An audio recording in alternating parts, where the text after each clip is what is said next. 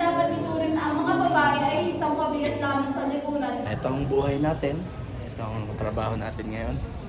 Yun, good morning mga kanochi natin dyan. Panibagong araw, panibagong vlog tayo. Ayan, papasok tayo ngayon. At ang oras, 6:30 ng umaga. Araw ng Lunes. Kaya papasok tayo ngayon. Samahan nyo ako sa aking pagpasok. Ayan, ito yung service natin. Ito na, vlog tayo ulit. At ito, dito tayo sa bahay ni Mama. Alright, ngayon pasok na tayo. Babiyahin muna ako. See you later. So yan, dito na tayo sa office. Pero pupunta tayo ng site dun sa kabilang school. Kasi nag-in lang tayo dito. Bali dun ako magkaklase sa kabila sa site. Kaya punta na ako ron. Kasi nakapag-in na tayo. Alright, let's go. Bali dito lang tayo nag-in. Ayan, dun may biometric dun. Dito tayo sa main campus. Meron pang isang school dun sa site. Ngayon pupunta ako ron kasi may klase ko ron ngayon.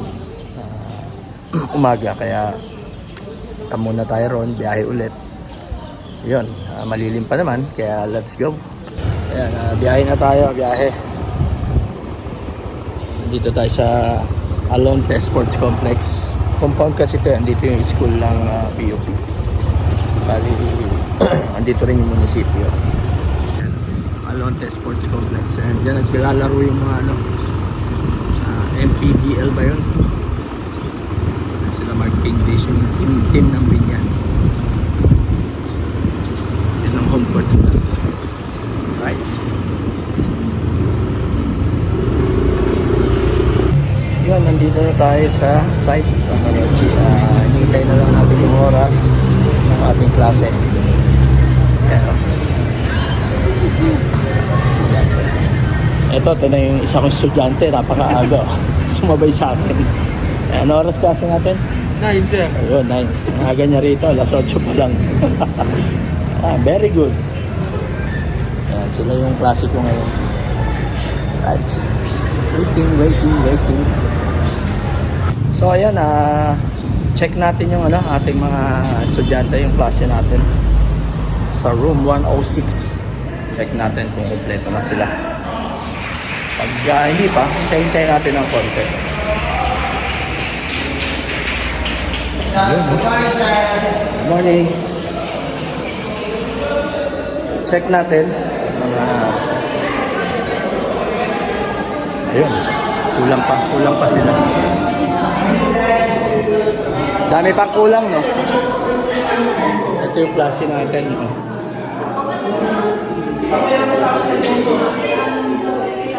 Kulang pa sila.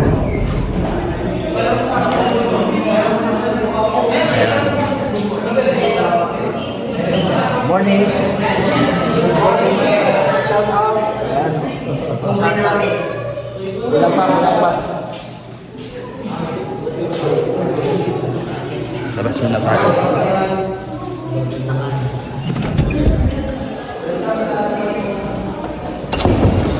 Tingnan nyo yung court natin dito habang hinihintay natin sila.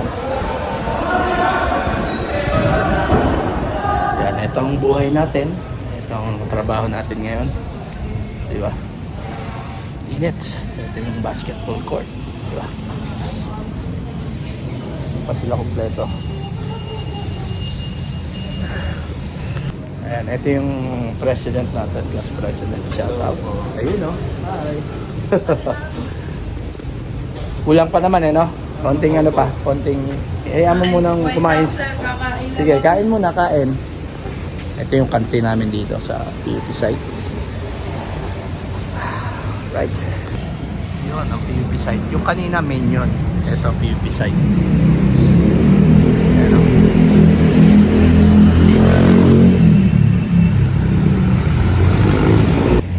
Ayan, po tayo ulit dito.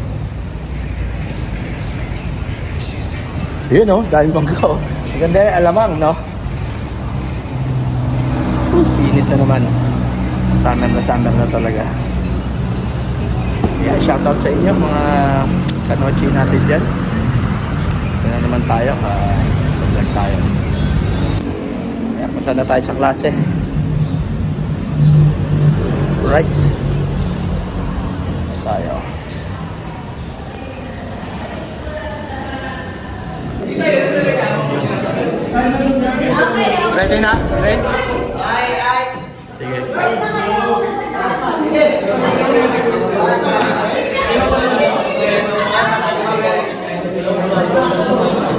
Ayan, magsisimula na.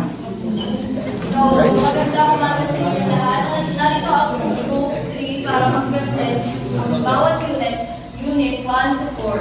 So, Bautista, prayer muna before you start. Pray muna. Pray time.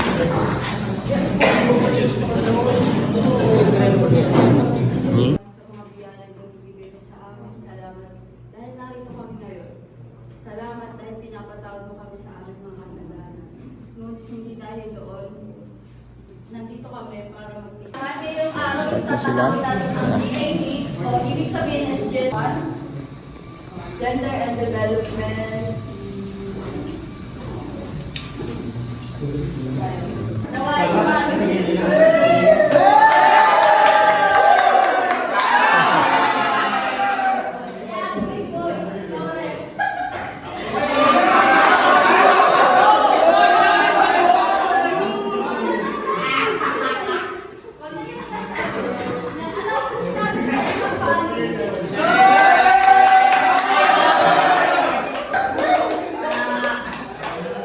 Ang gaganda at ang gugwapo naman pala eh. Okay. Supporting of self-determination and actualization of human potentials. It seeks to achieve gender equality as a Tanong kay Shanaya. So, thank you, Shanaya. So, ano nga ba yung goal or objective ng gender and development? To achieve gender equality by inclusive policy planning, budgeting, implementation, and ano yun, lumago yung gender. Yung GAD na tinutukoy nila no kanina dito. So, di ba? So, ano ba yung pinagkaiba ng gender mainstreaming sa sinabi ni Tito kanina? So, ito, yung gender mainstreaming sa salitang mainstreaming. So, basically, global na siya ngayon. Hindi natin dapat ituring na ang mga babae ay isang pabigat lamang sa lipunan. Kumbaga, isang rin sila sa tumutulong para sa pagbago ng ating kalikasan. So, next. Ayan, quiz na mga kanochi. Quiz time.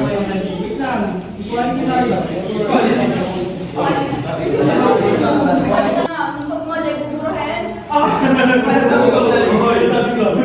Okay na, namin ko! Sabi mo na eh. It was executive part. Ito na yung next group. Next group. Today we are discussing yung quiz tayo niya.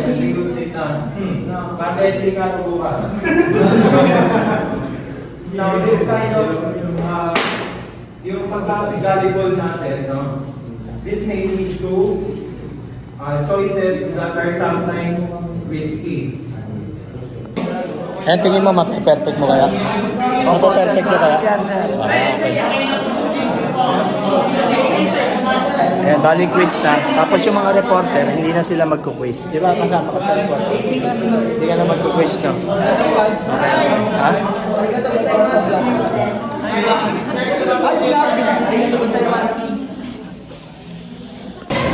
So ayan mga kanochi, tapos na ang klase. Pita na, pinadampot na natin yung mga papel. Ayan, great. Bye, sana ako. Bye-bye. Okay, next week na ang meeting namin ulit. Yan. Pakipatay yung mga ilaw.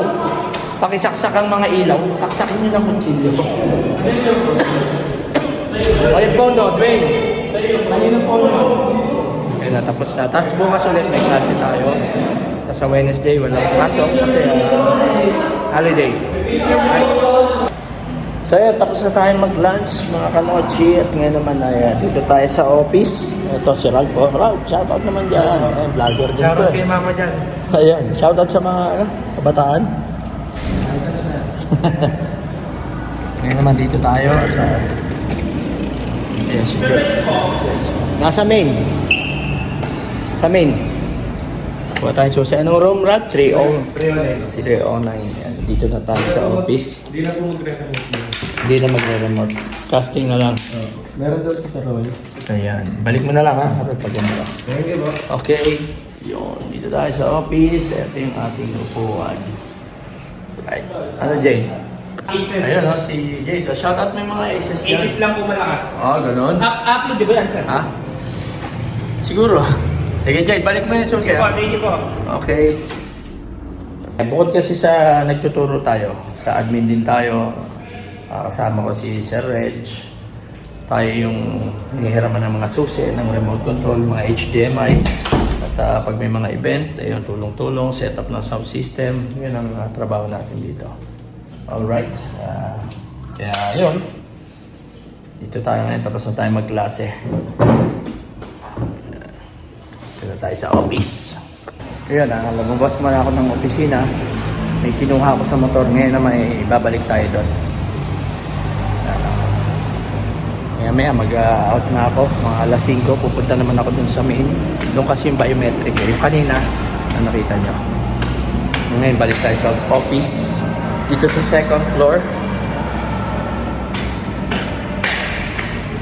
Ayan, dilitan siya natin dito. Paket. Balik tayo. Ito na ang ating office. Alright. Init sa labas. May kinuha ako sa motor. Ayan, sa kabila, warehouse. Init. Mainit sa labas, mga kanonji.